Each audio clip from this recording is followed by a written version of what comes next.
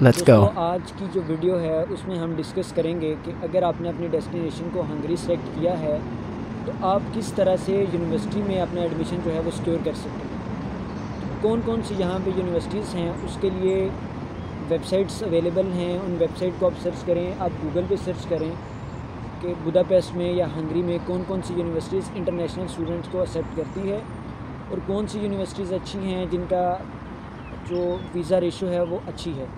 तो different university जो Budapest में हैं काफ़ी अच्छी IBS है, इंटरनेशनल बिजनेस स्कूल है, उसके बाद आपके पास ELTE यूनिवर्सिटी है, फिर उसके अलावा यहाँ पर बुदापेस्ट मेट्रोपॉलिटन यूनिवर्सिटी है जो कि इंटरनेशनल स्टूडेंट्स को एक्सेप्ट करती हैं। और उसके बाद जब आप यूनिवर्सिटी सेलेक्ट करेंगे तो यूनिवर्सिटी सेलेक्ट करने के साथ साथ आप अपना कोर्स भी डिफ़ाइन करेंगे कि आपने कौन से कोर्स में एडमिशन लेना है। आपने बैचलर्स डिग्री करनी है, आपने मास्टर डिग्री करनी है। जो डिग्री आप सेलेक्ट करेंगे उसका आप इंटेक देख लेंगे, कौन से इंटेक में आपको एडमिशन मिल सकता है। यहाँ पे 2 इंटेक्स हैं, एक स्प्रिंग है और एक फॉल है। स्प्रिंग जो इंटेक है वो ऑलमोस्ट स्टार्ट होगा सितंबर में, अभी उसके एडमिशन जो हैं वो स्टार्ट हैं। फॉल जो है वो तकरीबन उसमें ये जो इंटेक वाला है ये प्रोसेस, इसको आप देख सकते हैं कौन सी इंटेक में आप एडमिशन लेना चाह रहे हैं।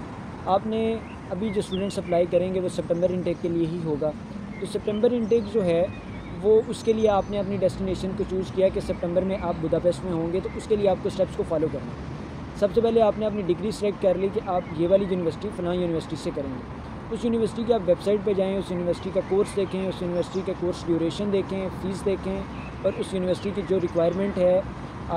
मोस्टली जो यहाँ पे यूनिवर्सिटीज़ हैं वो इंग्लिश प्रोफिशिएंसी लेटर पे जो है वो एडमिशन स्टूडेंट्स को दे देती हैं। अगर आपको इंग्लिश प्रोफिशिएंसी लेटर पे एडमिशन मिल रहा है बुदापेस्ट में या हंगरी में, तो उसके लिए डेफिनेटली यूनिवर्सिटी आपसे एक इंटरव्यू लेगी। और अगर आप बैचलर्स के स्टूडेंट्स हैं तो बैचलर्स के स्टूडेंट्स से यूनिवर्सिटी और एम्बेसी दोनों मैथ टेस्ट लेती हैं। मैथ्स जो है वो एक सिंपल सा टेस्ट होगा, उसमें आपसे पूछा जाएगा मैथ के ही बारे में, उसमें क्वेश्चन होंगे या स्टैटिस्टिक्स के बारे में क्वेश्चन होंगे।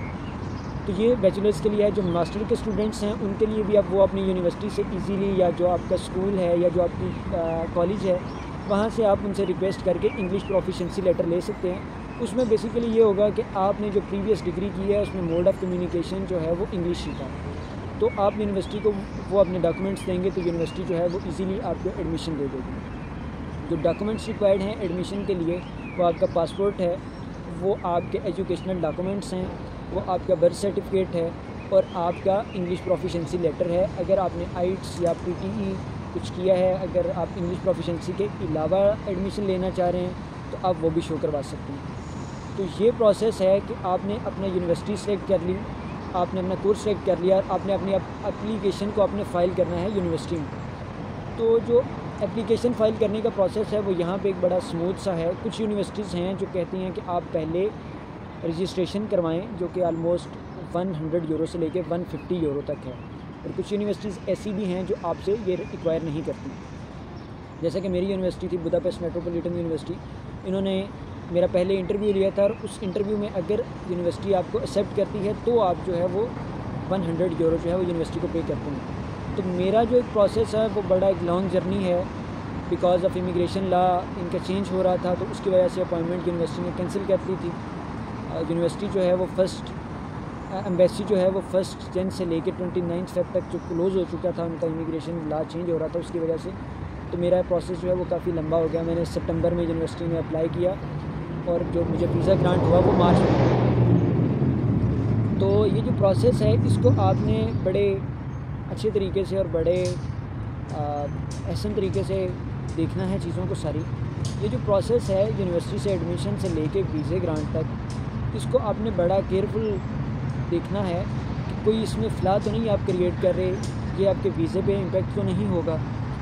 और अगर आपके पास एक यूनिवर्सिटी डिग्री के साथ साथ या बैचलर्स डिग्री के साथ या आपकी जो इंटरमीडिएट डिग्री है उसके साथ साथ अगर आपके पास प्रोफेशनल कोई आपके पास वो है एक्सपीरियंस है तो वो लाजमी आप अपनी यूनिवर्सिटी को दें, ताकि आपका जो है वो एक अच्छा यूनिवर्सिटी पे इम्पेक्ट जाएगा।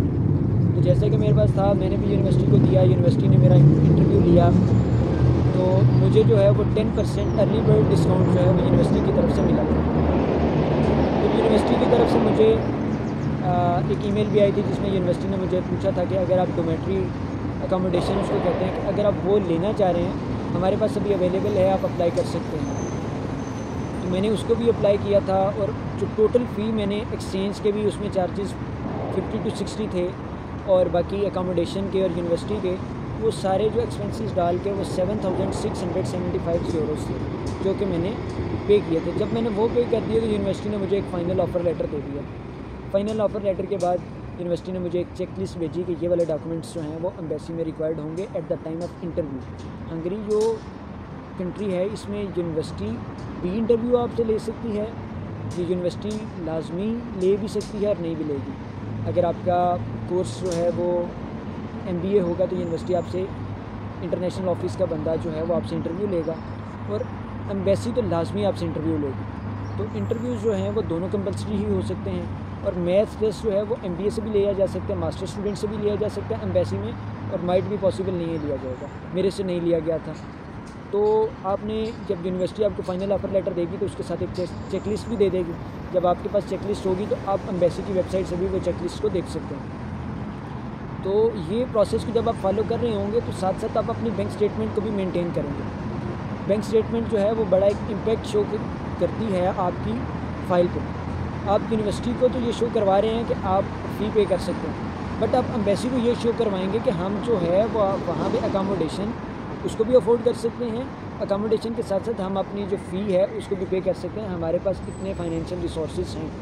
तो इंशाल्लाह वो भी हम एक डिस्कस कर लेंगे कि आप किस तरह अपनी बैंक स्टेटमेंट जो है वो मेंटेन कर सकते हैं। आपका यूनिवर्सिटी से लेके एम्बेसी तक, एम्बेसी में जब आपने अपनी एम्बेसी में अपॉइंटमेंट बुक करनी है तो उससे पहले आप अपनी फ़ाइल को अच्छी तरह देख लेंगे कि जो चेकलिस्ट यूनिवर्सिटी ने मुझे दी है और जो एम्बेसी की वेबसाइट पे है क्या वो दोनों मेंटेन हैं, और अगर वो दोनों अकॉर्डिंग टू यूनिवर्सिटी और एम्बेसी वेबसाइट होंगी तो आपका जो वीज़ा है उसकी ग्रांट होने के चांसेस जो हैं वो ज़्यादा होंगे। इसमें जो प्रोसेस आपको होगा वो ऑलमोस्ट 1 to 2 मंथ का प्रोसेस होगा। आपने जो है वो यूनिवर्सिटी की जब वेबसाइट से देख लिया और यूनिवर्सिटी ने जो आपको चेकलिस्ट भेजी, एम्बेसी ने भेज दी, उस चेकलिस्ट को आप अपने इंटरव्यू से 3 से 4 दिन, एक हफ़्ता पहले आप लाजमी देखें। क्योंकि जब मेरा इंटरव्यू था तो मैंने जो एक चीज़ फ़ील की कि एक स्टूडेंट था, उसके पास लॉन्ग रेजिडेंस परमिट नहीं था। लॉन्ग रेजिडेंस परमिट नहीं था तो वीज़ा ऑफिसर ने उससे कहा कि सर आपके पास तो लॉन्ग रेजिडेंस परमिट नहीं है। तो उसने आगे से ये आर्गूमेंट दिया कि मुझे ये था कि ये आप लोग मुझे प्रोवाइड करेंगे। तो वीज़ा ऑफिसर ने उसको आगे से जवाब दिया, okay just wait for a second, let me confirm from my senior and I will let you know. तो within 1 to 2 minutes visa officer वापस आ गया और उसने आके कहा कि आपको हम वो नहीं दे सकते, वो आपको खुद प्रोवाइड करना था हमें, तो सॉरी फॉर दैट, हम आपकी एप्लीकेशन अभी नहीं ले सकते। तो आप चेकलिस्ट को जो है वो लाजमी फ़ॉलो करेंगे।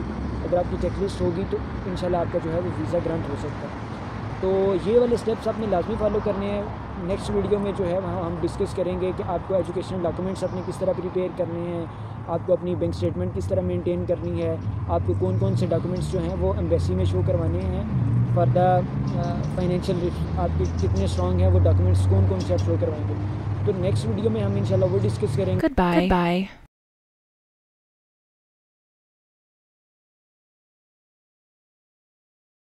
Thank you.